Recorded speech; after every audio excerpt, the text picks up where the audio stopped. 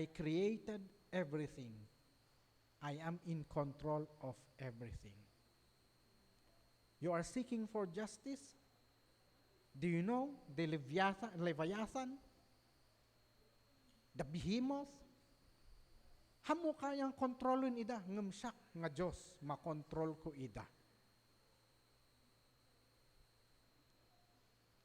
Jayan nagpakumbaba ni Job. Nangigdakan o Apo Diyos. Mamin ano aya nga kailangan nga dinggan tayo ni Apo Diyos. Tapno agpakumbaba tayo.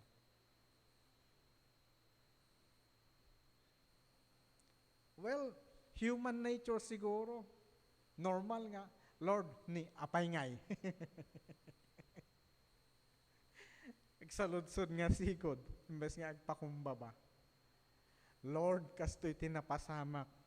Nya nga iti aramidek. Limited mo't ti panakaamok.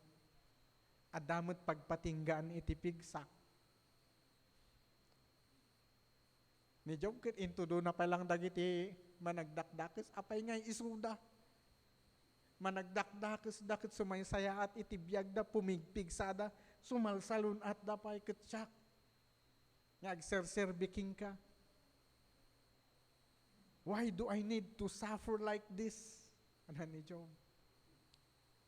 Ipatangken na pailang mo. Point out, itudom no anya itibasol ko kung nanakin niya mo Diyos. Hanaya nga pride di jay.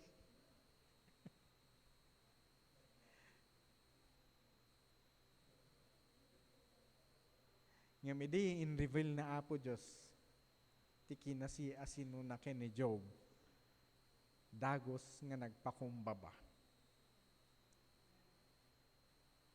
Uray no hangko nga naawatan, amin di in-reveal mo, Lord. I will accept. It is your will. It is your purpose.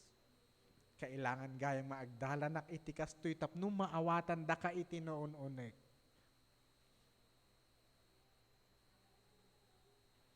In pakaawat king kuana ni Apo Diyos, kat idi naawatan na,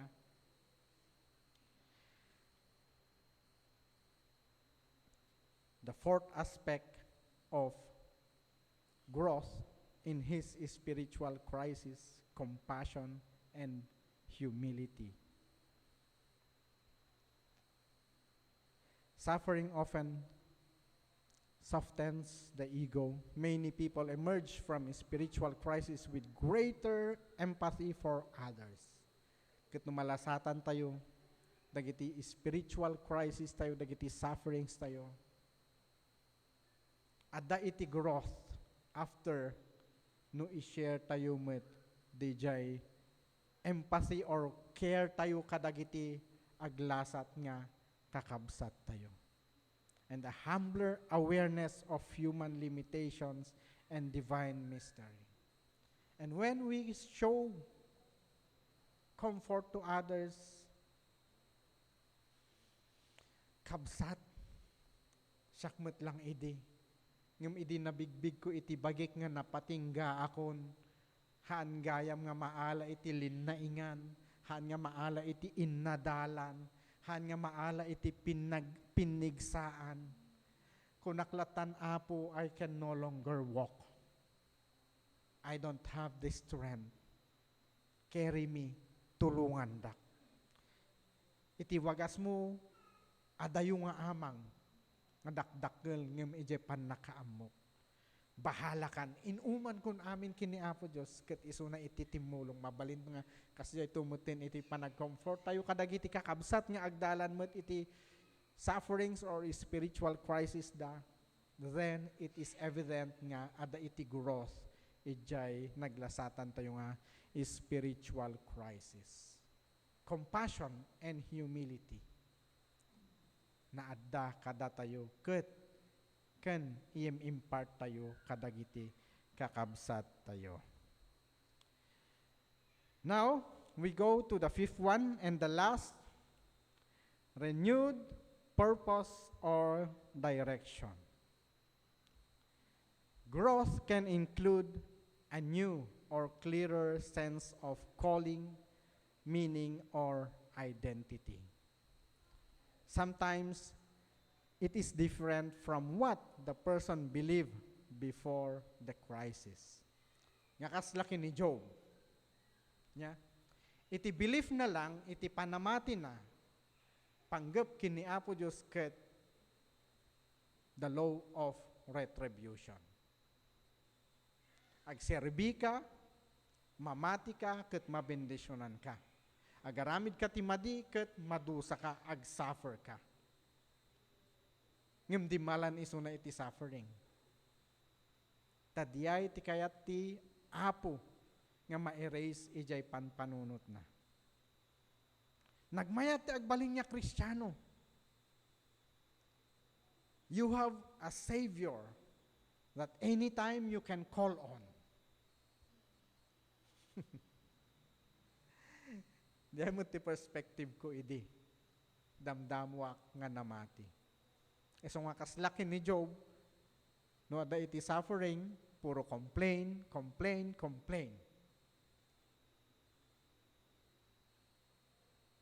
Ngam, the purpose ni Apo Diyos nga apay nga nag-suffer ni Job iti kastalaunay, pakaawat ng haan lang nga dijay iti kabaulap nga kas Diyos mo.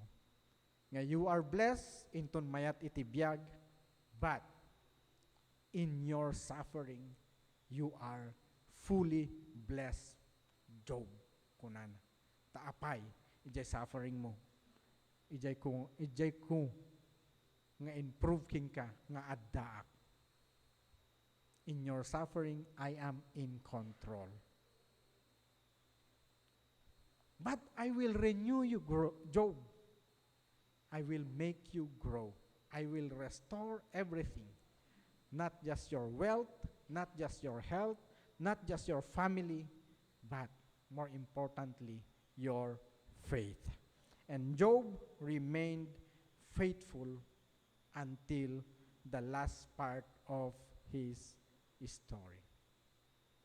An aspect of growth in spiritual crisis,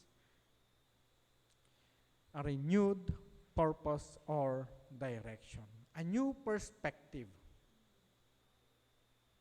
Ketsapay lakuma, when we overcome our sufferings, there is a renewed purpose or direction. A clearer sense of calling, meaning, and a new you, a new self, a renewed self. This is the last, iti adadalan tayo, the fifth, renewed purpose or direction. An aspect, one of the key aspects of growth in spiritual crisis. Ket, nung isummarize tayo, dahil ito'y kakabsat, the key aspects of growth in a spiritual crisis, expanded understanding of faith or belief, strengthened inner resilience, greater authenticity, compassion and humility, and the last one, renewed purpose or direction. Ada iti sa lodsod, wenno mainayon kakabsat, iti adadalan tayo, what is growth in spiritual crisis?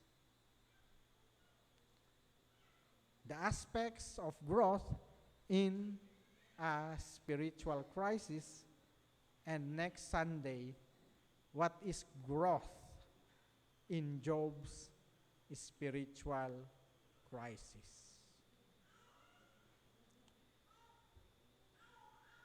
Ada sa lunsod kakabsat, it's 9:48. Sapsapa tayo nga i-adjust oras tayo tanin napodot.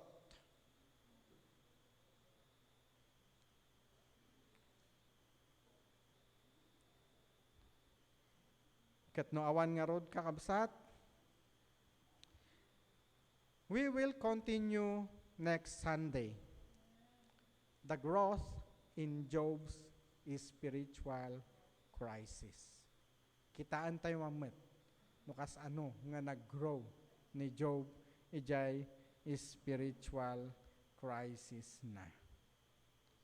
Kahit no awan iti sa ludsod when mainayon, let's call it a day. Let us be sure that after overcoming our spiritual crisis kakabsat, adda kuma iti renewal, ken adda kumamet iti growth. The last stage of spiritual crisis in Job's life. Kat ituloy tayo itong arod no next Sunday kakabsat. Ti Apo, iso iti mang bendisyon kada tayo amin. Kat enjoyin tayo dito nga aldaw. Not because it is Sunday, but because we have a connection or relationship with the Lord. Kat kaya tayo nga padakkelin day ta nga relationship. God bless us all kakabsat.